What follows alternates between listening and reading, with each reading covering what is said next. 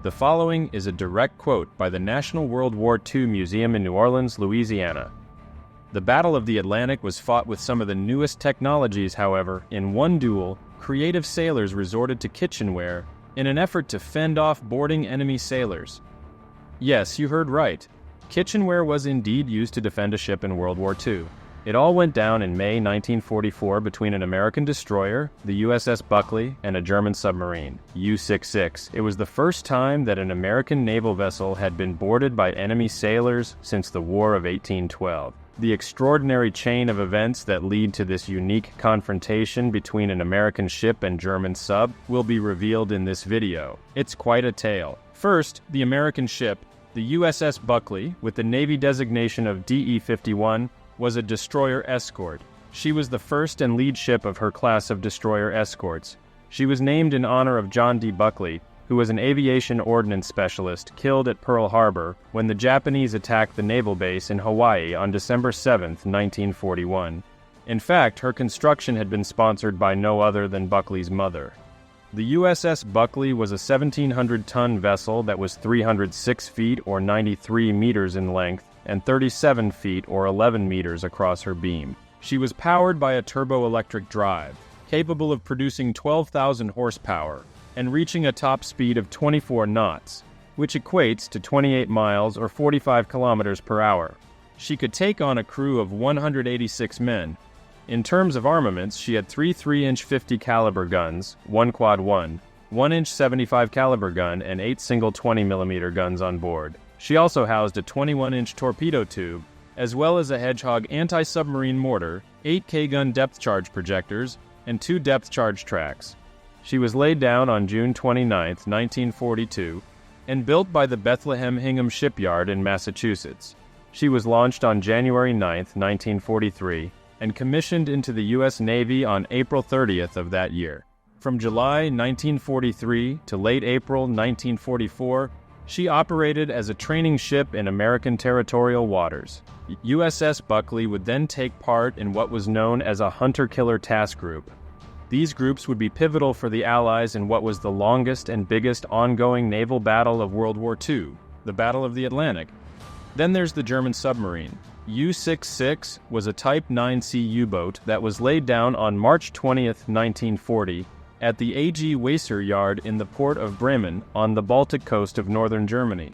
She was launched on October 10th of that year and finally commissioned on the second day of 1941. She would first be under the command of Captain Lieutenant, or Captain Lieutenant Richard Zapp, and formed part of the 2nd U-boat flotilla. The Type IXC U-boat was slightly larger than the original Type 9B. With that, U-66 was just over 76 meters or 251 feet in length, 6.76 meters or 22 feet and 2 inches at her beam, and 9.6 meters or 31 feet 6 inches at her maximum height. Her displacement was 1,120 tons when at surface and 1,232 tons when submerged. She could operate at depths of up to 230 meters or 750 feet. U-66 was powered by 2 MAN M9V 4046 supercharged 4-stroke 9-cylinder diesel engines. They could produce a total of 4,400 metric horsepower when at surface. When submerged, she could rely on 2 Siemens Schuckert 2 GU 345/34 double-acting electric motors. Together, they could produce a total of 1,000 metric horsepower. Her engines afforded her a maximum surface speed of 18.3 knots, which is 33.9 kilometers, or a sniff over 21 miles per hour. Her maximum speed when submerged was 7.3 knots, equating to 13.5 kilometers or 8.4 miles per hour. In terms of distance, U-66 could travel 24,910 kilometers or 15,480 miles when surfaced and at an average speed of 10 knots, or 19 kilometers or 12 miles per hour. She was far more limited when submerged, with a maximum range of 117 kilometers or 72 miles at a modest 4 knots. That's 7.4 kilometers or 4.6 miles per hour. As for armaments, like all U-boats in her class, U-66 had 6 21-inch torpedo tubes, 4 of them at the bow and 2 at the stern, and 22 torpedoes at her disposal. She also had one 4.13-inch SKC-32 naval gun with 180 rounds, as well as a 1.5-inch SKC-30 and .79-inch C-30 anti-aircraft gun. As for crew, she could house 48 men on board. U-66 would take part in 4 of the infamous U-boat wolfpacks, namely the West, Rochen, Timmler, and Aufnahme packs. You need to check out the video on our channel about Germany's wolfpacks when you get a chance. To be fair, the service history of U-66 was decidedly more impressive than that of the USS Buckley. In her 3 years of service between May 1941 and May 1944, the German U-boat went on 9 combat patrols, during which she sank 37 merchant ships from 12 different countries. U-66 sank a total of just over 200,000 gross register tons, as well as causing significant damage to 2 British motor torpedo boats, or MTBs. As a result of her stats, U-66 was the 7th most successful U-boat in World War II, itself an outstanding feat considering how many U-boats there were and how much destruction they caused. Her most successful run of hits was in a 6-day period between January 18th and 24th, 1942, in which she sank 5 ships hailing from the United States, Canada, Britain, and Panama, with a total tonnage of 36,114 tons sunk. A few months later, on April 17, 1942, she would sink her largest ship. The Heinrich von Riedemann was from Panama, and all 11,020 tons of her sank into the Atlantic when torpedoed by U-66. Thankfully, the tanker's crew were saved by ships registered to Norway and Venezuela.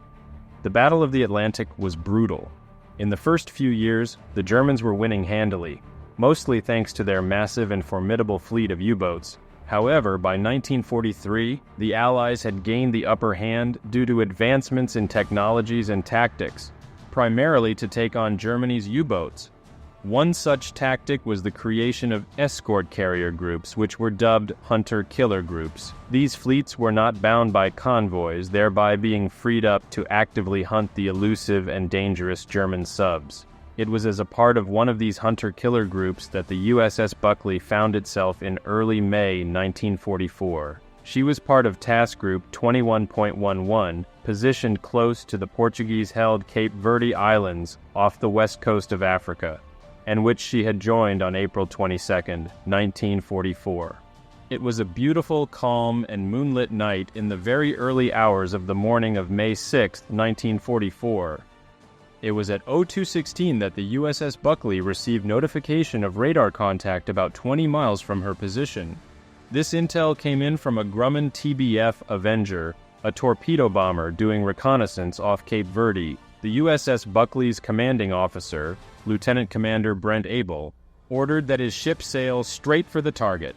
For 45 minutes, the USS Buckley sailed at full speed towards what would be U-66. During this time, U-66 continued to be tracked by the overhead Avenger, of which the German sub was completely oblivious. The U-boat was being commanded that night by Oberleutnant zur See Gerhard Seehausen. She was desperately in need of supplies and with an exhausted crew on board, having been out for weeks on her patrol. As such, U-66 was slowly proceeding to the surface in order to meet up with a supply boat. The American ship made radar contact with U-66 at 02:46, now just 7 miles from the German sub. Lieutenant Commander Abel ordered the ship's crew to general quarters. He also commanded that a Foxer be streamed. The Foxer was an acoustic decoy that could be used to confuse the acoustic torpedoes used by U-boats. The British-designed and built decoy had come into operation in July 1943, serving as one of the breakthrough technologies that allowed the Allies to gain the upper hand in the Battle of the Atlantic. Instead of immediately firing, Commander Abel held fire, instead homing in even more on the U-boat. He was hoping that the U-boat would mistake the American ship as being a German supply boat instead. It paid off because U-66 fired off 3 red flares at 0308. These were almost certainly to alert what it thought was a German supply boat as to its exact location. Now, the American ship knew exactly where the U-boat was in the water. Game on.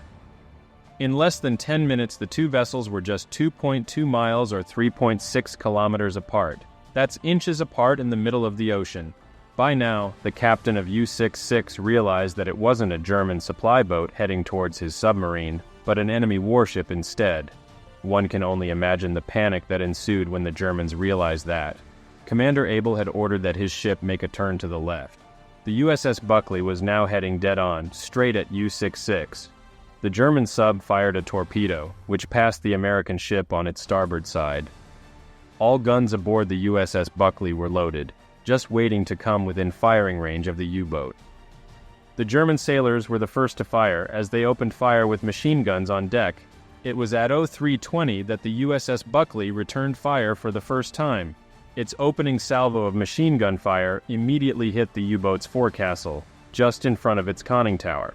All guns on the American ship opened fire, raining bullets down on U-66 for nearly 2 minutes. Most of the return fire from the U-boat was too high, missing their mark. There was a brief ceasefire as the U-boat turned to try and escape, and during which time Commander Abel ordered his ship to adjust course. The USS Buckley then opened fire once again, this time at a range of approximately 1,500 yards or 1,300 meters.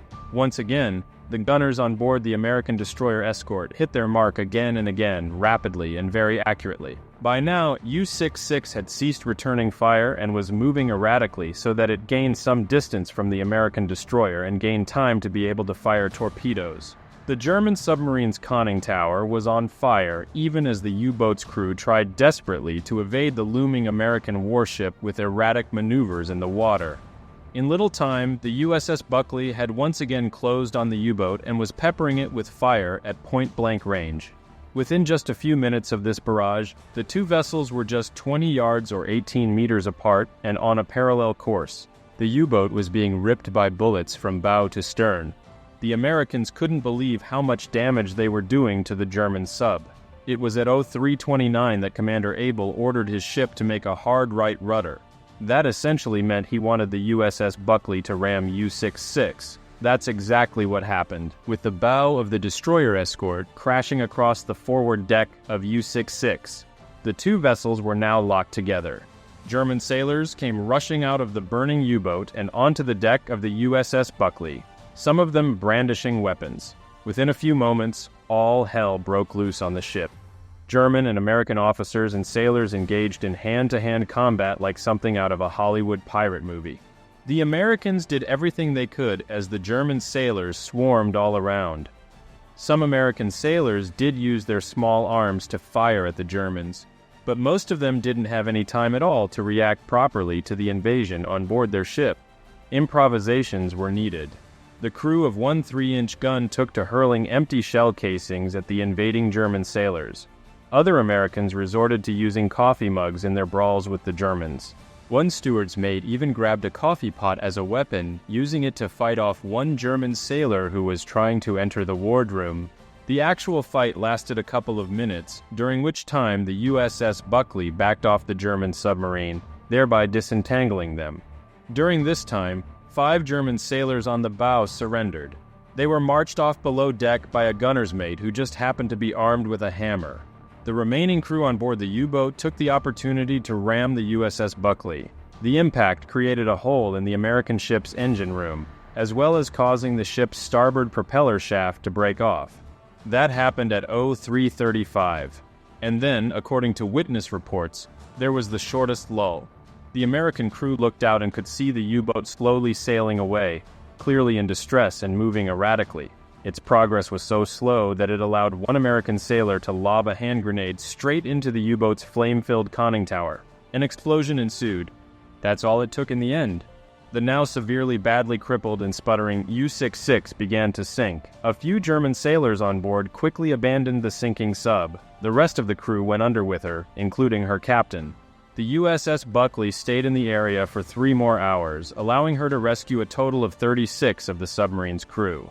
In the end, the engagement took about 20 minutes, during which time the American ship had fired 105 rounds of 3-inch shells, 2,700 rounds of 20mm ammunition, and 418 rounds of 40mm shells. A further 390 rounds of small arms fire, which included shotgun buckshot and 45 and 30 caliber rounds, had also been used by her crew. Said crew was able to sail the USS Buckley back to the United States, where she underwent repairs in Boston. The ship was awarded the Navy Unit Commendation for its actions on that day, with Lieutenant Commander Brent Abel being awarded the Navy Cross. The USS Buckley would serve in the Atlantic until her decommissioning on July 3, 1945. She would only be stricken from the Naval Register in 1968. And so we conclude the amazing story of how the crews of an American warship and German U-boat literally came to blows on the high seas. It's a unique, bizarre tale in a war filled with hundreds of unique, bizarre tales. Such is the nature of war on such a scale.